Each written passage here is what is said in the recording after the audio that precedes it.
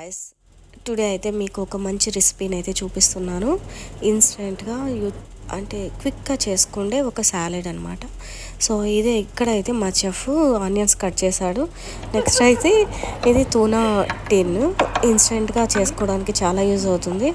So మేమైతే ఇది ఆఫీస్లోనే రెడీ చేసాము ఈ సాలెడ్. చూడండి ఎంత డెలిషియస్గా ఉందంటే అస్సలు ట్రై చేయండి ప్రతి ఒక్కరు.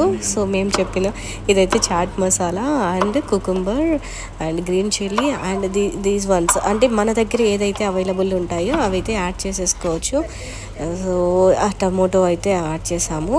సో చూడండి మా చెఫ్ అయితే ఎంత బాగా కట్ చేశారో మీరు చూడొచ్చు.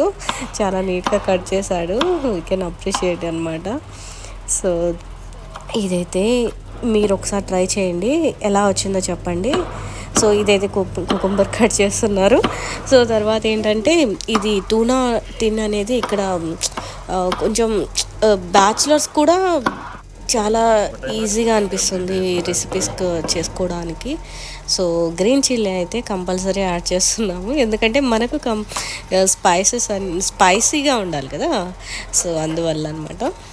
సో గ్రీన్ చిల్లీని కూడా యాడ్ చేశారు. సో గాయస్ చాలా సింపుల్. చూడండి ఇవన్నీ కలిపి మిక్స్ చేసాము. టూనా ఫిష్ అయితే మేము ఎటువంటి ఫ్రై ఏం చేయలేదు, జస్ట్ యాడ్ చేసాము.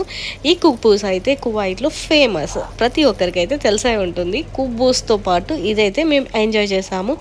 దాని తర్వాత నేనైతే గ్రీన్ టీ రెడ్ చాయ్లో లెమన్ పిండుకొని అయితే నేనైతే ఆ రోజు ఎంజాయ్ చేశాను. నా లంచ్ ఇలాగా సింపుల్గా అయిపోయింది. ఎలా ఉంది కామెంట్ చేయండి. చాలా సింపుల్ కదా. Yes you can also try.